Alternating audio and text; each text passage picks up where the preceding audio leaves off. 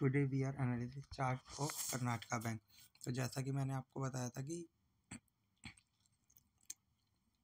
ये इस तरीके की जो हैवी वॉल्यूम के साथ जब भी बाइंग आती है इसको इग्नोर नहीं करना चाहिए। यहाँ से मोमेंटम आता है तो आप सिर्फ यहाँ पे देख सकते हैं कि तीन ही ट्रेडिंग सेशन के अंदर इस स्टॉक के कर्नाटका बैंक ने अपना लगभग 22 से 25% की रैली दे दी है। तो अब इस स्टॉक में जो आगे के लिए जो मेरा एनालिसिस कहता है ना वो कुछ इस तरीके का। पहले तो एक ये यहाँ पे है ना हल्का सा रेजिस्टेंस सपोर्ट करना चाहिए था 209 के लेवल पे, जो कि नहीं किया। उसको ब्रेक करता हुआ आज ये 215 के लिए रैली कर गया। यहाँ पे इसका रेजिस्टेंस भी थोड़ा सा वीक था, ज़्यादा अच्छा नहीं था। बट इसको थोड़ा सा और जूम आउट करके देखेंगे ना तो इस लेवल पे एक आपको अच्छा सा मोमेंटम दिख रहा है। तो मे बी यहाँ से और या फिर यहाँ से 230 से आपको एक डाउन साइड के लिए एक्सपेक्टेशन रखनी चाहिए। इस स्टॉक के अंदर कोई बाइंग और सेलिंग रिकमेंडेशन नहीं है, बट सपोर्ट और रेजिस्टेंस को अगर आप थोड़ा सा एनालाइज करने की कोशिश करेंगे तो कुछ इसी तरीके से काम करता है। अगर आप देखेंगे तो ये यहाँ पे अपना एक कप बनाया, फिर ये एक डबल कप बनाया। तो इन दोनों जो कप के जो लेवल होंगे ना, अगर वो आप देखेंगे तो यहाँ से 45 पॉइंट ऊपर होने चाहिए इस वाली लाइन से 215 से, तो यानी ये 260 तक जाना चाहिए। बट अगर इस स्टॉक के अंदर आपको ये यहाँ पे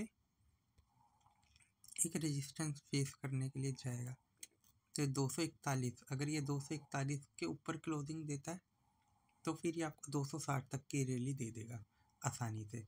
तो इस स्टॉक के अंदर ये एनालिसिस था मेरा।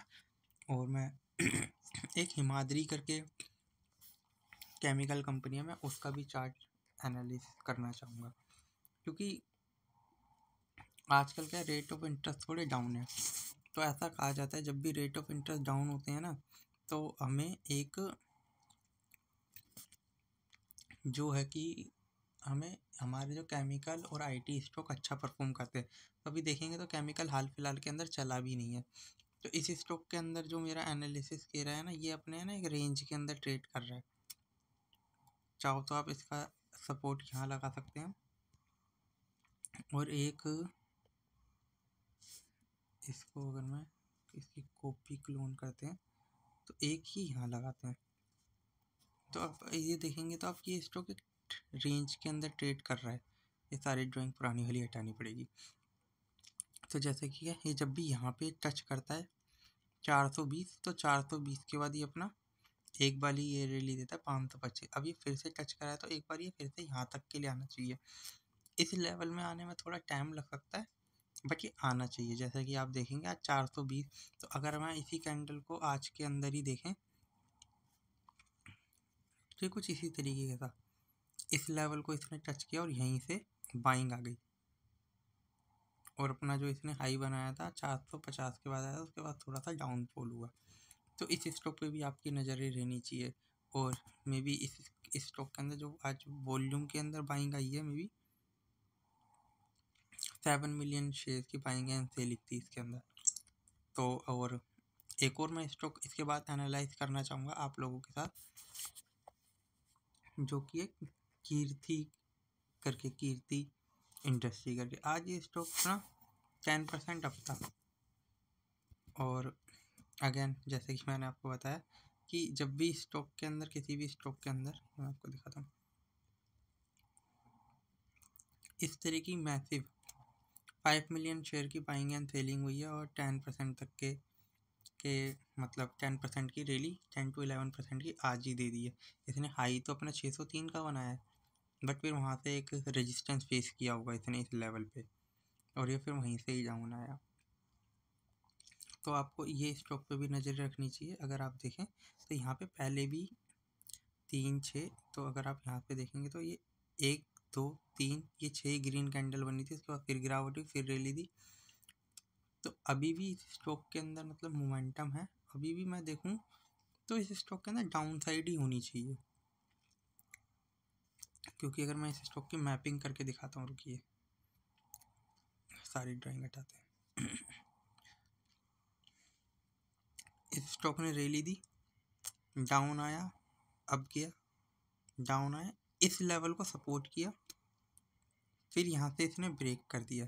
तो जैसे ही इसने ब्रेक किया ना इसको, तो इसने ब्रेक ऑफ स्ट्रक्चर कर दिया। यहाँ पे ब्रेक ऑफ स्ट्रक्चर यहाँ पे, अभी ये यहाँ पे सपोर्ट लिया, अब फिर से रैली दिया। अगर ये 600 के लेवल के ऊपर क्लोजिंग देता है तो ये चेंज ऑफ करेक्टर आ जाएगा, फिर ये रैली के लिए जाना चाहिए और अगला यहाँ पे होना चाहिए कहीं 620 से ऊपर। अगर नहीं देता है तो ये यहीं से डाउन साइड के लिए प्रिडिक्ट करना चाहिए।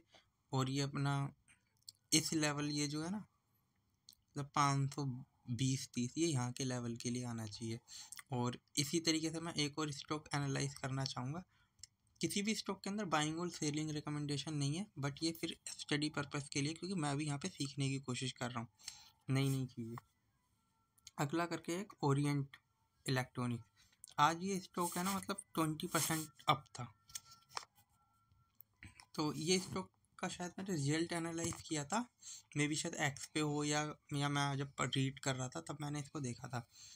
तो ये स्टॉक के अंदर आज जो है ना हैवी वॉल्यूम के साथ बाइंग हुई है।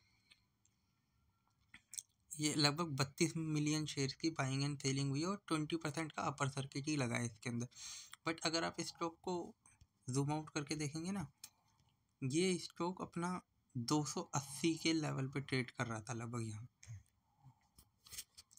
ये लगभग यहाँ पे 280-290 का 30 जून, तो वहाँ से देखेंगे तो ये काफ़ी अच्छा खासा डाउन साइड के लिए, और इसके अंदर आपको अपॉर्चुनिटी मिल सकती है। और अब जिसने भी आज ये बाइंग करा है, कल बेशक यहाँ पे हल्का सा डाउन आए, और इस स्टॉक के अंदर और भी 400 तक के लेवल ओपन होनी चाहिए। 50% से ज़्यादा के डिस्काउंट पे अवेलेबल हो रहा है। ये मैं इसको वीकली चार्ट पे लगाता हूँ, एक सेकेंड।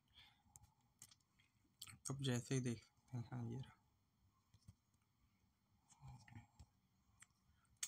ये रहा। ये स्टॉक कहाँ पे ट्रेड करता था, ये देखिए यहाँ,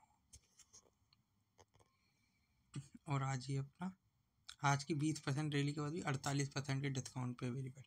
और अगर ये जाता है 280-3 तो भी ठीक अपॉर्चुनिटी है, आप इसको देख सकते हैं। और थैंक यू फॉर वॉचिंग मी। किसी भी स्टॉक के अंदर बाइंग और सेलिंग रिकमेंडेशन नहीं है। मैंने 4 स्टॉक इसमें एनालाइज की है, जैसे कि ओरिएंट इलेक्ट्रिक, कीर्ति इंडस्ट्री, कर्नाटका बैंक और हिमाद्री केमिकल। तो ओके, बाय, थैंक यू।